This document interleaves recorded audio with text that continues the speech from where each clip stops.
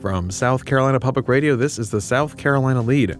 I'm your host, Gavin Jackson, and this episode was recorded on October 4th, 2024, from South Carolina Public Radio Studios here in Columbia. Not the side of a road, folks.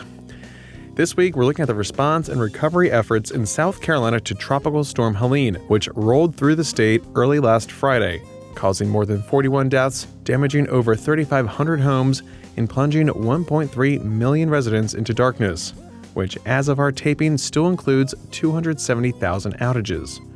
The Lede loves hearing from everyone. If you're safe, give us a call. We want to hear from you. Tell us about your Tropical Storm Helene experiences. I know we saved these for the wind down section, and we're trying to not to get too wound up, but we'd love to hear from you with how you handled Tropical Storm Helene at 803-563-7169. Let us know. We are interested in hearing how this affected everyone. It was a record storm for the state that you're about to learn about right now.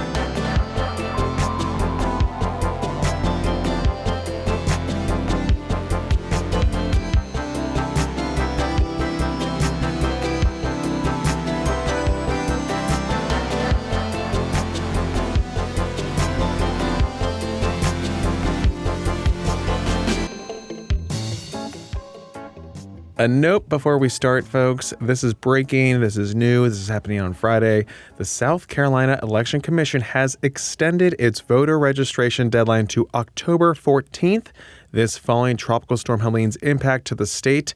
This decision was made by a Richland County judge that came following a lawsuit filed by the state Democratic Party. More information can be found at scvotes.gov. It has been a wild 7 days in South Carolina, and even more so in western North Carolina following the massive impacts of Helene, which made landfall in the Florida's Big Bend region as a Category 4 hurricane, and then hit our state as a tropical storm, which brought those strong, sustained winds, powerful gusts, and more than 20 tornadoes. The result was heavy destruction, primarily in the western portion of the state. We're talking Aiken up to Columbia and west of there to the upstate.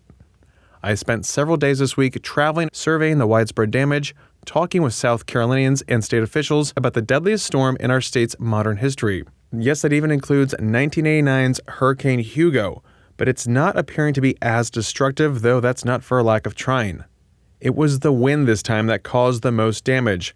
While torrential rains did soak the state, they didn't lead to the kind of flooding that we saw when Hurricane Florence sat over the Carolinas in 2018, or the 1,000-year flood that decimated the Midlands in 2015, 9 years ago this week. We have more on that later in the podcast, don't worry. Now, I put this package together for this week in South Carolina, so if you want to see the visual version of this, watch on YouTube, watch on Friday nights at 7:30. But that being said, I wanted to share my reporting with you here as well. So starting us off is South Carolina Emergency Information Network meteorologist Tim Miller, giving us a bit of an overview of the storm's impacts. We've seen some just devastating pictures of the flooding in South Carolina, North Carolina, and parts of Tennessee. But for our state, it has been tremendous, and as well as our friends in North Carolina. This is a loop that takes us into Thursday when the storm was off the coast of Florida, making landfall in Taylor County, Florida. This is again Thursday night. Then by Friday, all of this moisture shifts into Georgia and in Carolina, where it's still through Georgia. It was a mighty powerful storm.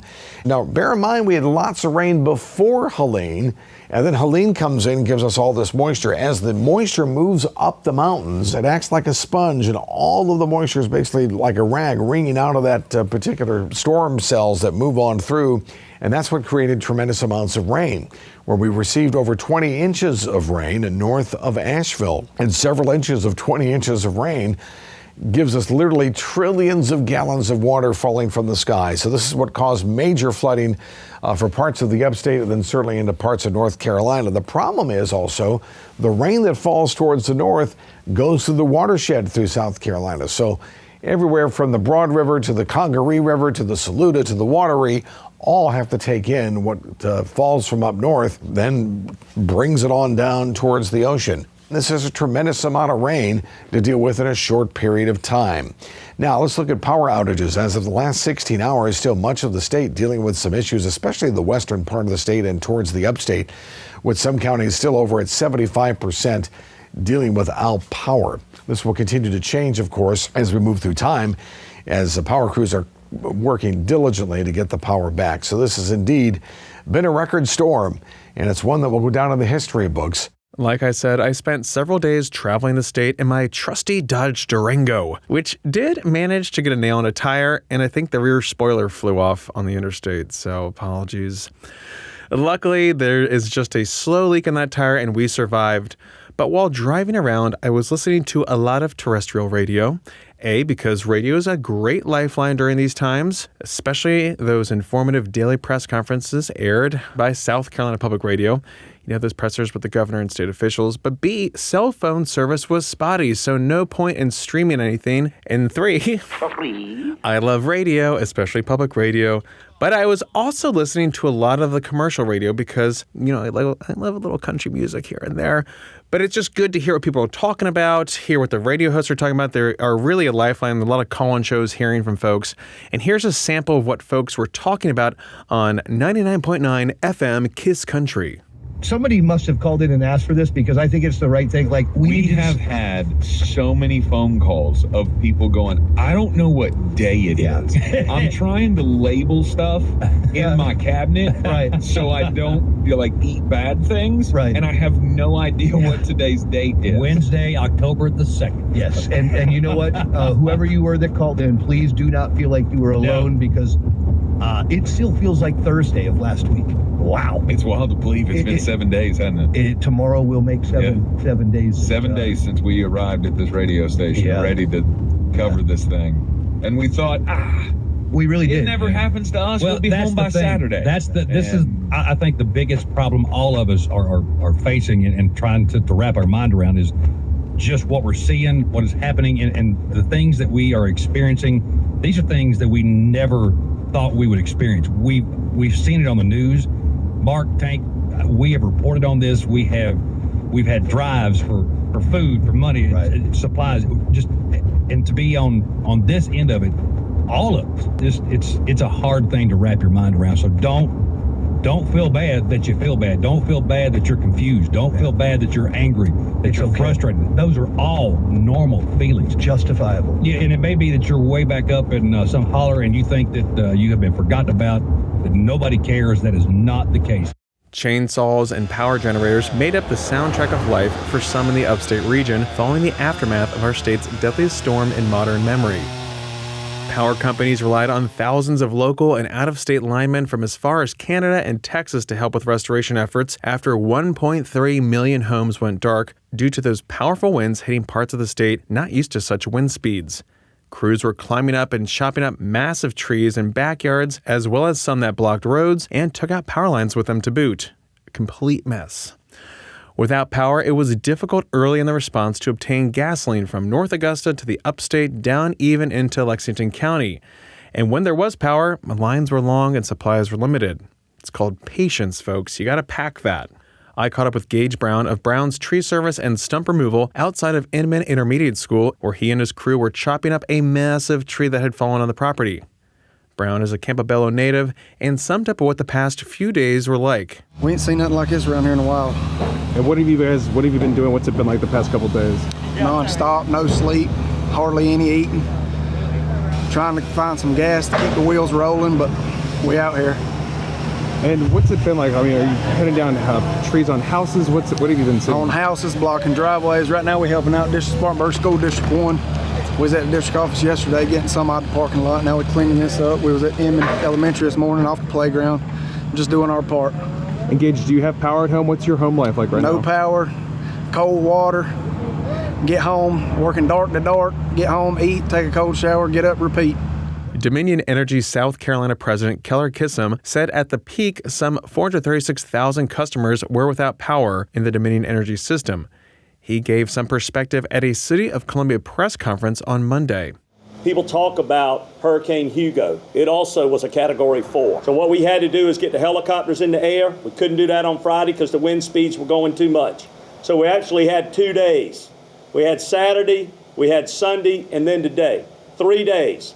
Hurricane Hugo took us 18 days to have restoration. That won't be the case here, but just give you a comparison, we've had more transmission lines out in the state with Helene than we did with Hugo to give you the magnitude. So we have to patrol. Once we patrol, we put the saw on the bottom of the copter. It goes out there and it cuts and gets these trees off the transmission. Then once you restore, and that's why people say, I didn't see any crews in my neighborhood. That's because they got to work the transmission. Then we got to work the substations, those fenced-in areas in your neighborhood that reduce the voltage to get to your home. The massive power loss also led to food supply losses across the area.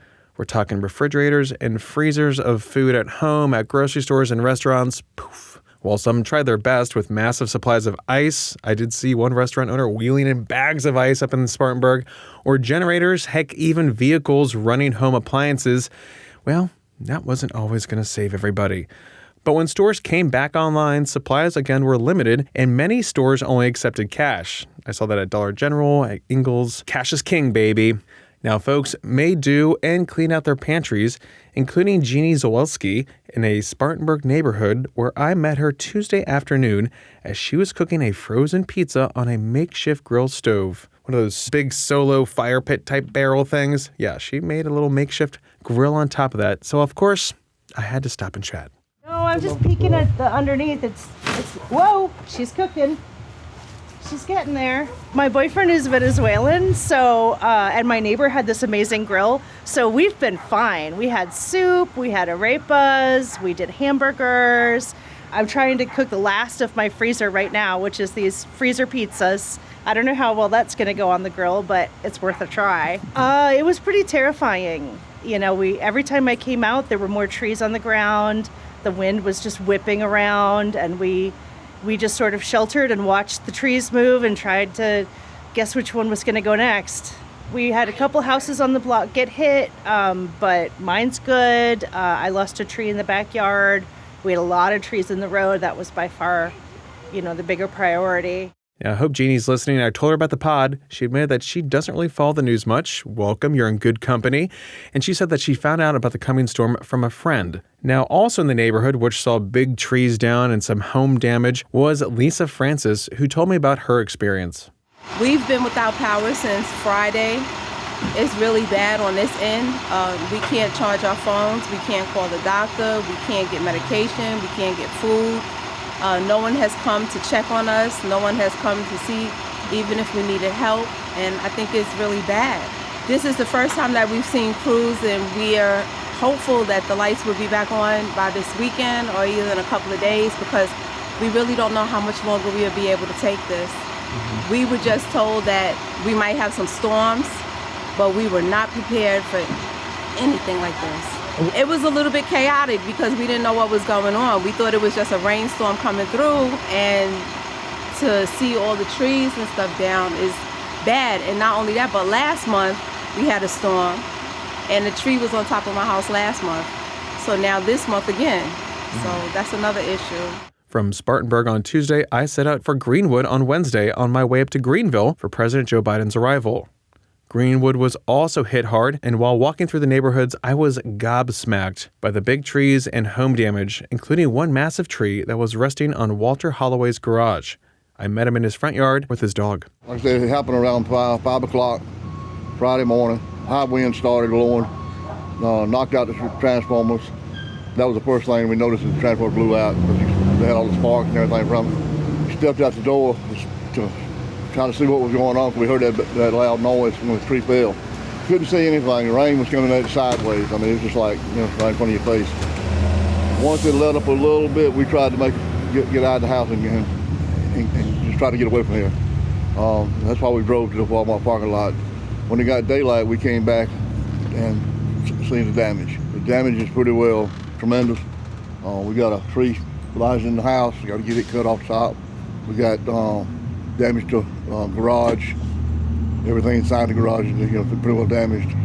Hit the edge of the living room. So we having to live pretty well, basically in the second side of the house for now. I got Greenwood Mayor Brandon Smith on Zoom Thursday morning for his perspective on what happened to his city and how the recovery efforts had been going. It's truly remarkable that we only lost one life in Greenwood. I feel like Greenwood, I know there's other hard-hit communities, and we're praying for them, and especially Western North Carolina. But, man, Greenwood seems to have been the epicenter in terms of property damage. it is unbelievable to me how much has been accomplished in the last 6 days in terms of clearing roadways. I mean, every road now is passable. I think we have basically you can get wherever you need to go. There may be 1 or 2 roads where there's still a tree blocking the road, but those people have access out another way. I think just the sheer amount of property damage, the magnitude of the cleanup, I think for me, it's daunting just thinking about what needs to be done. But the cooperation that we've had from a county and a city and a state level and all the nonprofits, the religious community, because you wake up and you go, how are we ever going to clean up? But, you got to put your big boy pants on and get out there and get to work. Mayan Schechter was down in Aiken on Wednesday surveying the damage. Power officials said more than 1,900 utility poles had snapped because of the storm. A lot of high winds rolled through that area. And Mayan spoke with Salvation Army Captain Michael Good about their support efforts and the need they continue to see. So when the storm hit on Thursday night, we had already begun prepping for the storm. We pulled in emergency cots at our shelter, went ahead and got some emergency meals, thinking like it was going to be very quick. And what we realized, obviously, on Friday morning was that the devastation was a lot bigger than what everyone originally thought. And so the Salvation Army had access to food almost immediately, and by lunchtime had already served the first 500 meals to families who either had very damaged homes, everyone was without power, and that number has only grown. By the end of today, we're looking at being at right at 9,000 meals served to the community. Again, not thinking, we all thought we would wake up to a couple of tree branches and not entire trees on houses, and cars literally split in half, and power out from 95% of the city and almost 100% of the county.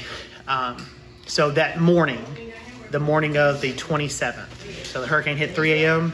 By 7:30 a.m., we were serving breakfast. So the locations are growing. The further out we go, our teams will come back with 2 to 3 more areas that need help. We are hearing about places where CNAs have stayed or doctors have stayed, and just a second ago found out that there's another place where nurses are kind of just stuck as is, and so trying to figure out how we can take food to them.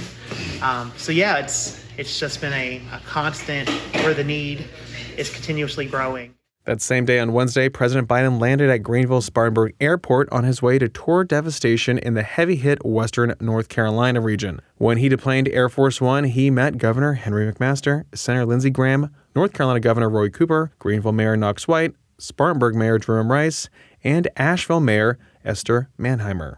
But here is Governor McMaster at a press conference later that day recounting his conversation with the president. The president promised whatever we needed, he would provide. So did FEMA Administrator Deanne Criswell, and we spoke to him about the struggles that we're having, about the energy, and we asked for the emergency declaration that he signed and granted just 2 days ago. It includes 13 counties. There are 7 more counties that need to be added to that, and as soon as we receive that information, and we're asking and seeking, as soon as we receive that information, those counties, that will include all the counties that have been hit, will be available for the assistance from FEMA. But we explained to the president that we needed that declaration. He agreed that it would be forthcoming. We explained that our farmers have been hit hard. There's no crop insurance for most of the things we produce. Cotton and soybean have crop insurance. But other things like pecans, peaches, and all your livestock, chickens, poultry, all of that sort of thing are not covered at all. So we've asked the president to consider putting that in as an appropriation this time, and the congressman and the senator have agreed that they will work on that as well. Senator Graham also had this to say about the federal response and meeting with Biden. So to President Biden, thank you for coming. Thank you for paying attention to our needs. I think we've had good working relationship between the federal government. We talked about the supplemental. We're talking hundreds of billions of dollars to make this part of the country whole. I mean, there are people have lost everything. And we got a lot of backfilling to do. And I promised that I would work with President Biden as soon as we can. And I think we should go back in session, quite frankly. I think we need to get back in Washington and deal with this crisis in a responsible way. But we're looking at well north of $100 billion, a lot more than that when it's all said and done.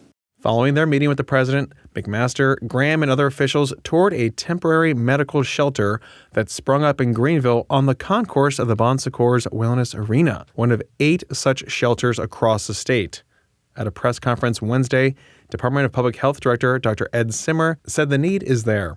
This is a medical needs shelter, and these are designed for people who have medical needs. Perhaps they have medical equipment, they have an oxygen generator, but then they have medical needs that require a constant supply of electricity. You'll also see there's some folks here in hospital beds because that's what they need.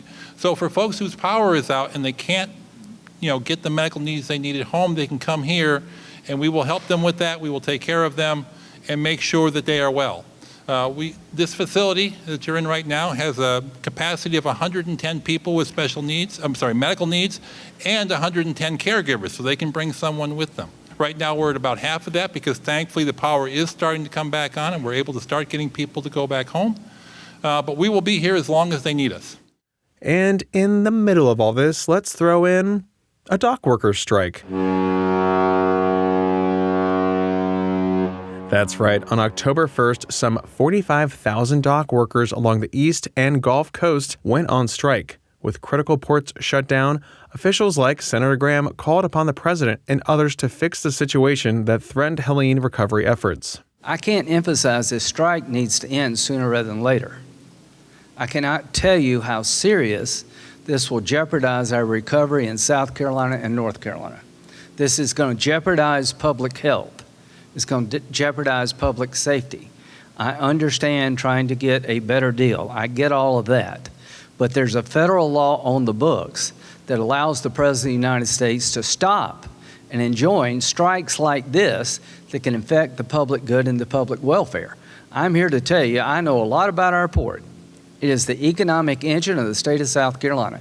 BMW, a lot of the cars they make here go through that port. They're eventually going to run out of places to put cars. Hospitals.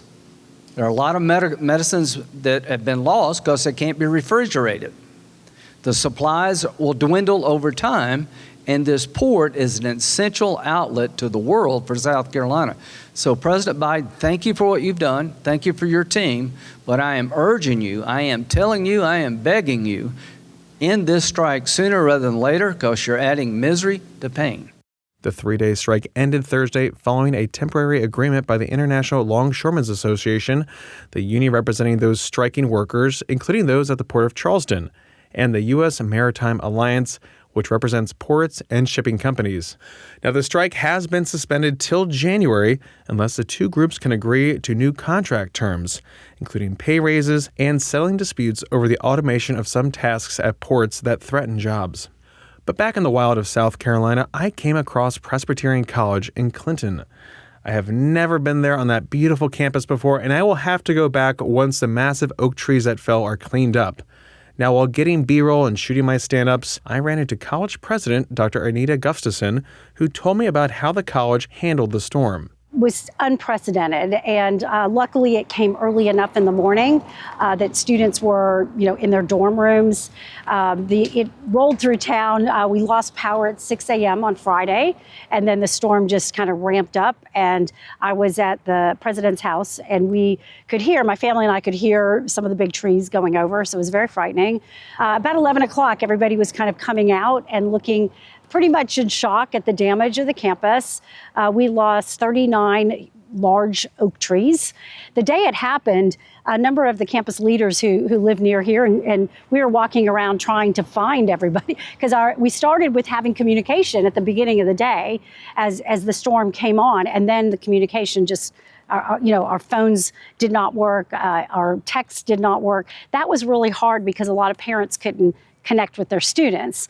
By the end of the day, we heard about some hot spots around Clinton and Lawrence, so we were going to the leadership, we were going into parking lots to find little hotspots so we could get out emails to the larger faculty and staff and to the students and their parents. We're making progress clearing, and so it'll once again look. Maybe we will have fewer trees, but it'll look great. And we're having homecoming in about 3 weeks, and we're going to be ready for it. The 9-year anniversary of the 1,000-year flood that rocked the Midlands, specifically the city of Columbia, was this week. Residents here were clearly on edge, and those memories were actually still fresh in their minds as the Congaree River overspilled its banks, cresting at 30.58 feet. Here is City of Columbia City Manager Teresa Wilson comparing Helene to 2015. Between 2015 and today, mass flooding and the threat to our main drinking water source were critical issues in 2015. That is not the case today. So we are in a much better place from that regard as far as, having built the build back, I would call it, and the use of partnerships with our federal delegation members who've worked very hard, a shout out to them, to keep this on the forefront.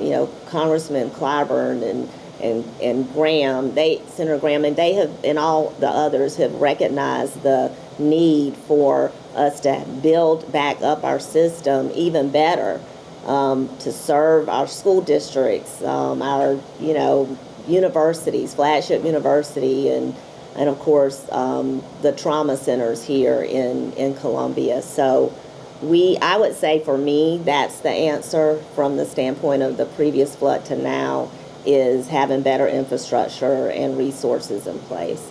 Clint Shealy, Assistant City Manager of Columbia Water, also spoke about the differences in the water system since the flood of 2015, which breached the Columbia Canal.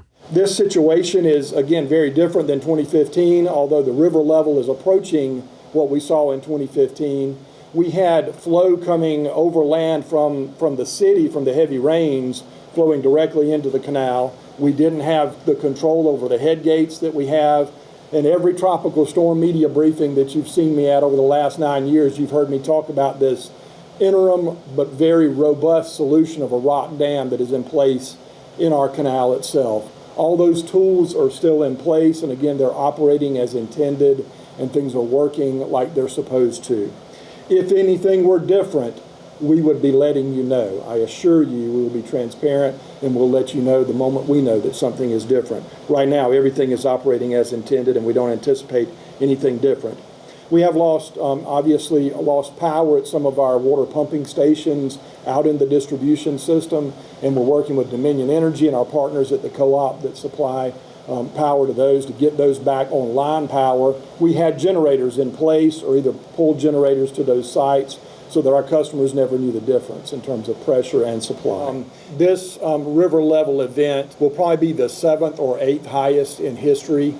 For context, 2015 was the 6th highest. And so those bridges are designed to withstand these types of flooding events. The Congaree River level was something to see, very muddy, very spooky, but there were no problems in the city or with the water, despite rampant misinformation on social media.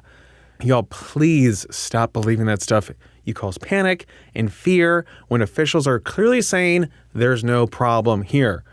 I know you guys don't because you listen to the pod, you're smart people, but here is Teresa Wilson again talking about some of the nonsense people were spreading. And even since we're in here, we're continuing to get communications via social media or otherwise. One in particular that I continue to get, I just got a text from a friend who works at Congaree Wastewater Plant, which is not what it's called actually, and they just evacuated staff, and the expectations that the plant and the one on the Broad River 2 will be flooded today. So fill up your bathtubs. We may lose wastewater access for a while. Distruth, falsity. We have said it here today. I'm just reiterating it because it keeps coming. There are no evacuations. Our workers, wastewater treatment staff, who are doing a yeoman's job, are doing that job at the plant as there are rising river levels around them. So everything ACM Simon's just explained is where we are, and we are in good shape. They're doing a great job. No one's being evacuated. Official news sources only, folks. That goes for natural disasters. That goes for the election. That goes for everything. Okay? Did Springfield, Ohio teach us nothing about misinformation? The dogs, the cats, the pets. Anyhow, that's my report for a week after Helene. You can find it and so much more on southcarolinapublicradio.org. What you're not going to find here, though, is a wind down because we have gone over our own riverbanks here, if you'll let me have that. But we love hearing from you, and we will have a wind down next week. So give us a voicemail that we can use to talk about in the wind down. Talk to us about your Tropical Storm Helene experiences at 803-563-7169. You can stay up to date with the latest news on scetv.org and southcarolinapublicradio.org, and don't forget to support your local newspapers. The South Carolina Lede is a production of South Carolina Public Radio. Our producer is A.T. Shire. Amy Crouch is our supervising producer. Sean Birch is our executive producer. This podcast is produced with support from PRX and is made possible in part by a grant from the John S. and James L. Knight Foundation, as well as listener contributions to the ETV Endowment of South Carolina. For the South Carolina Lede, I'm Gavin Jackson. Be well, South Carolina. A spoon when all you need is a fork. Sorry, I were just riffing.